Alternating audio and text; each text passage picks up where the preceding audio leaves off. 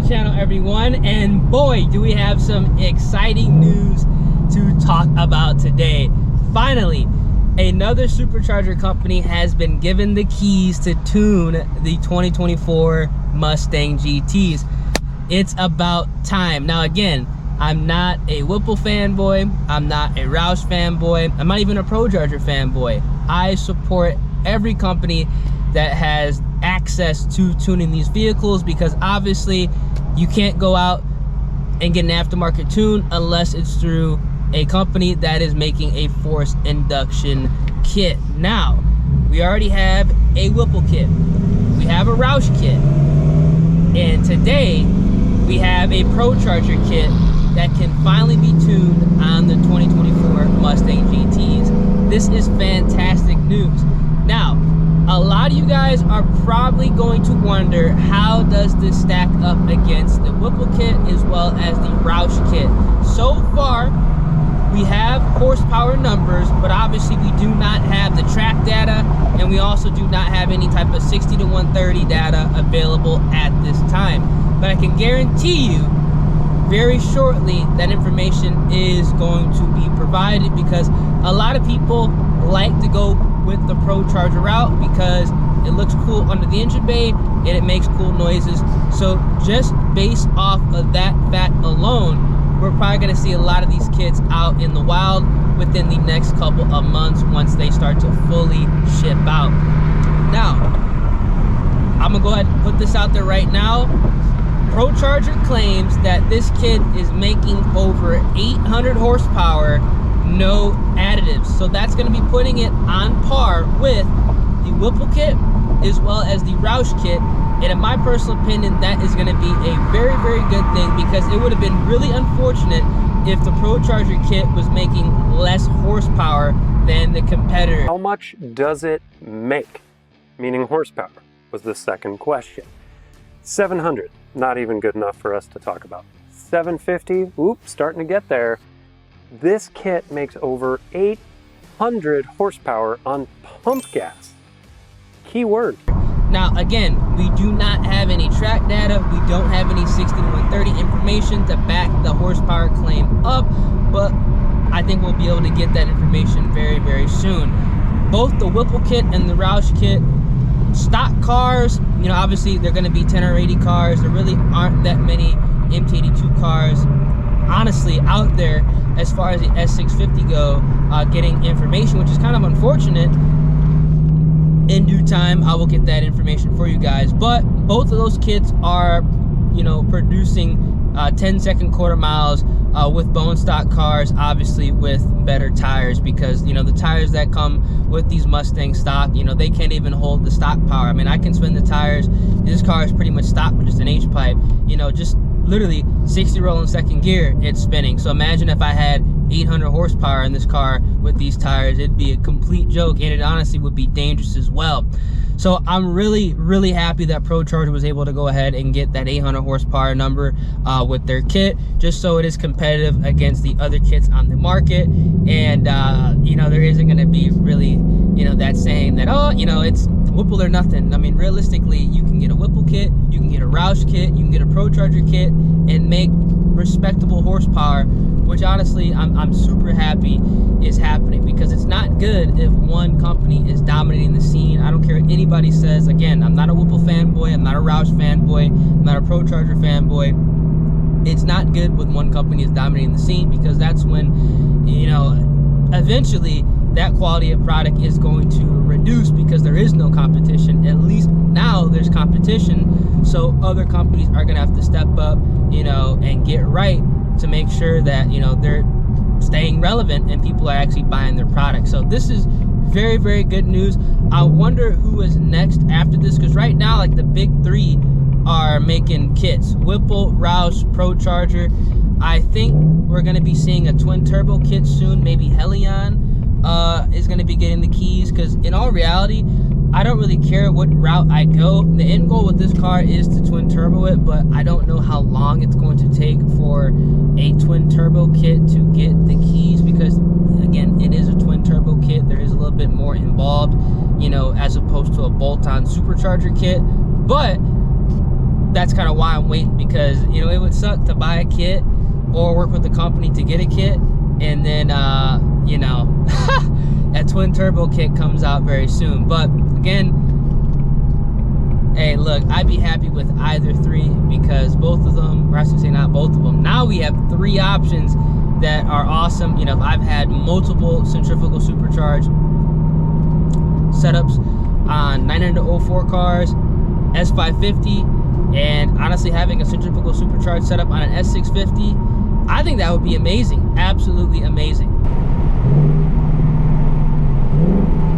We got an opening right now. Might as well do a little pull. Get to my little spot.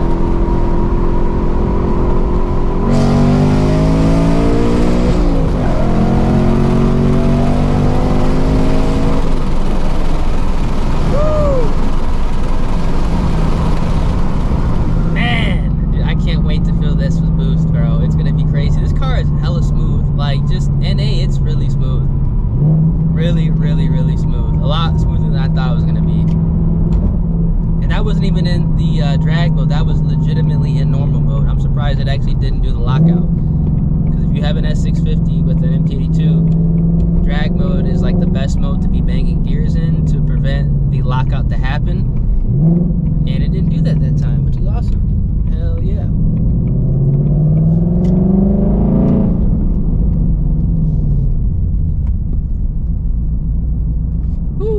Man, now a lot of you guys are probably going to be wondering, because I honestly was wondering this as well, how much boost is it going to take to produce 800 horsepower with this Procharger kit? Now, Procharger claims, this is what they claim, this is what's on their website right now. Anybody can go look up this information 100% for free. It's out there. They have the dyno video on their website. All this information is not from me. This is literally from Procharger. They're claiming it's going to take a little bit more than 12 pounds of boost. Not 13 pounds, so like 12 and a half, something like that, pounds of boost to go ahead and produce 800 horsepower. How much boost this thing's going to make. And I'm here to tell you, it's more than 9. It's more than 10. More than 11. It's even more than 12.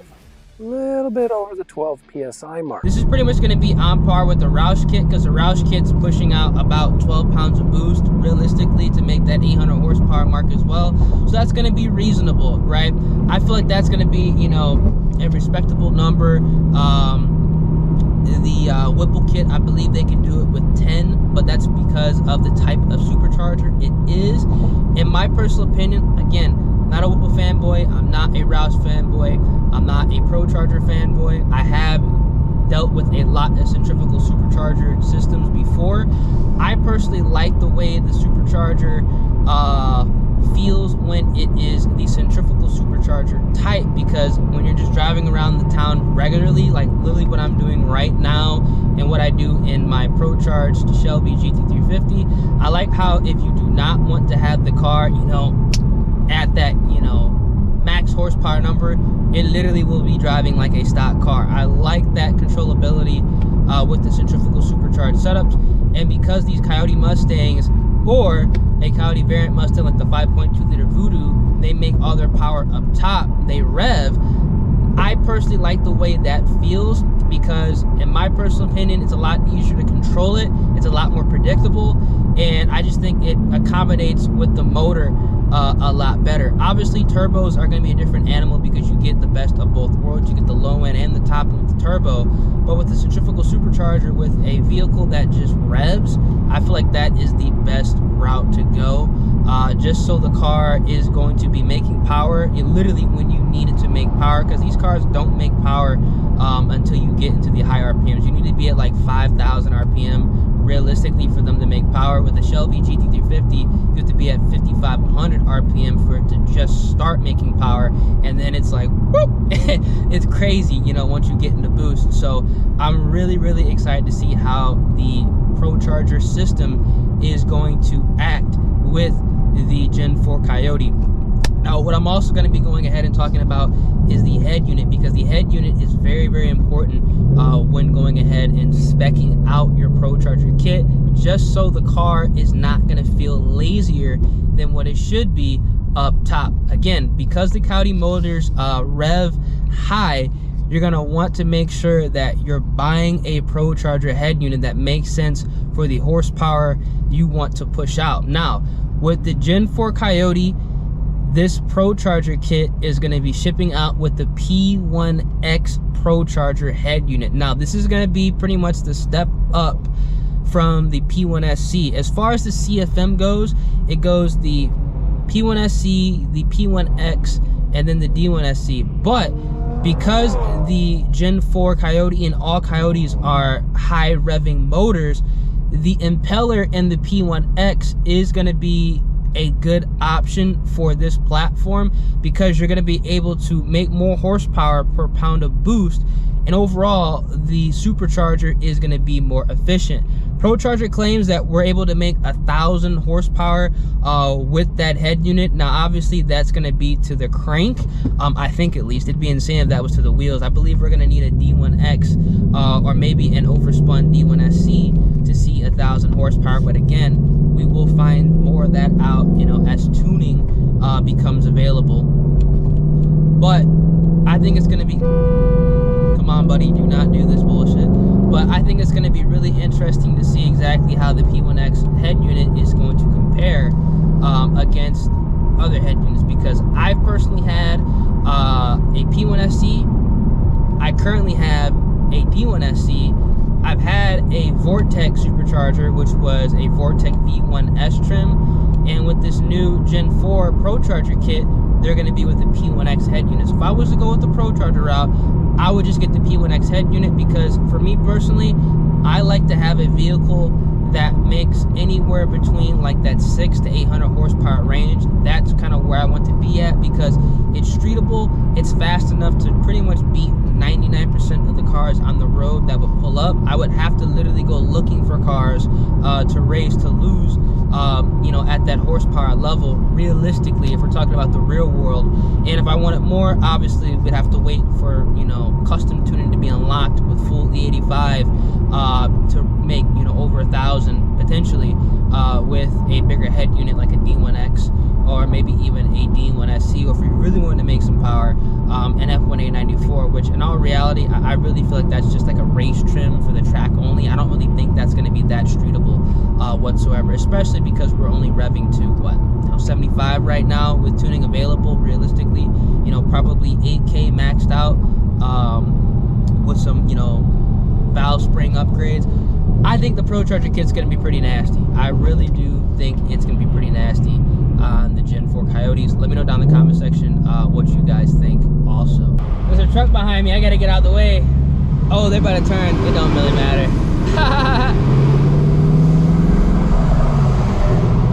It's starting to cool off here in Texas.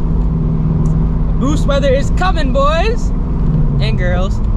But something else that I want to go ahead and touch up on with the Procharger kit is that the Procharger kit is going to be utilizing the dual stock throttle bodies. Do I get to keep my dual throttle bodies? Absolutely. It's one of the cool key features to this new body style Mustang, and it would have been a shame to swap manifolds and just go to a single unit. So we're not going to have just one single throttle body. It's going to be the dual stock throttle bodies. Let me go ahead and actually roll my windows up. I'm going to turn the AC on because it's probably going crazy. I don't want that road noise to go ahead and overpower my voice in the video. But Procharger is going to be utilizing the dual stock throttle bodies, which is pretty cool. So it's going to, you know, aesthetically look good under the engine bay, which I know a lot of people want that to happen. They want the engine bay to look good, especially if they are buying a Supercharger kit. That's why a lot of people like the Roush kit, me included, because it does look good under the engine bay. In all reality, I mean, all three of the kits available right now look good under the engine bay. You know, you're gonna mean business if they see a Whipple, a Roush, or a Procharger under the engine bay. So it doesn't really matter that much to me, but I mean, it's kind of cool that they're utilizing the dual stock throttle bodies, which again, I think is going to complement the Procharger kit more than some of the other Supercharger head units. But again, we're gonna have to find out, man. With a bigger head unit, like I said, like a D1X or an F1A94, it's going to be real interesting to see exactly how they act and also react with the dual throttle bodies. Are we going to be, you know, blowing off the charge pipes? You know, is the stock throttle bodies going to be enough enough. They're gonna have to be upgraded. Obviously, if throttle bodies have to be upgraded, you know, custom tuning is gonna have to be available at that time. So I'm curious to see what the limit is with the dual stock throttle bodies. If we can make 1,000 horsepower with the stock dual throttle bodies to the wheels, that'd actually be insane. The fact that we can make 800, it's already been done, to the wheels with the dual, or at this point, I mean, realistically, like the single throttle body adapter, that's badass in my personal opinion. And finally, I do want to go ahead and touch upon this because it's probably going to be a huge elephant in the room. Are you going to retain your warranty? Let's say you buy a 2024 Mustang GT today, right? And you want to go ahead and get a Procharger kit on your car, hypothetically, at least buy it tomorrow. Are you going to be able to retain your factory warranty? And to my surprise, I wasn't really expecting this to happen. Yes, the Procharger kit has the 336 warranty, which is actually kind of ridiculous in my personal opinion. In a good way, it's awesome that, you know, they were able to get the 336 warranty. You can also get a 3-year, 36,000-mile warranty. Yes, even with boost. I wonder if the turbo kits are gonna have that as well. And it makes you wonder, like, Ford really must be confident in these Gen 4 Mustangs, and they must be waiting for, you know, tuning to be available, or maybe they're just using this as like kind of their testing ground to see exactly like how strong this motor is for future generations of the Gen 4 Coyote, because again, this is the first year of it in the Mustang. They must be going ahead and just letting all the supercharger companies, potentially turbo companies, just have access to, you know, to tuning it, just to, you know, stress test their engines. So maybe when they bring out, you know, in my personal opinion, I think they're going to bring out a Terminator Cobra, they can make sure that motor can support the horsepower that, you know, that car could potentially push out. All right, so my GoPro overheated. It's not even that hot outside. I don't know what's going on. It is what it is. But like I said, they must be stress testing the motors right now, because the fact that the big three have access to tuning is absolutely amazing. I'm really curious to see exactly what's going to happen with the twin turbo kits. They're going to be making over 1,000 with those. I know that for a fact. And you know, before I bought this car, I had a feeling that these Gen 4s were going to be able to support, you know, 8 to 1,000 very, very easily, just like the Gen 3s. Potentially, you know, maybe even a little bit over 1,000. I wouldn't even be surprised if they could hold, you know, 1,100, 1,200 without a problem. I know some dark horses out there right now on fuel mixes are making 1,000 horsepower, but they do have the GT500 internals in there, or at least part of the GT500 internals. But as far as the Gen 4 Mustang goes, I think it's really interesting, fellas. I'm really excited to see, you know, what the future holds.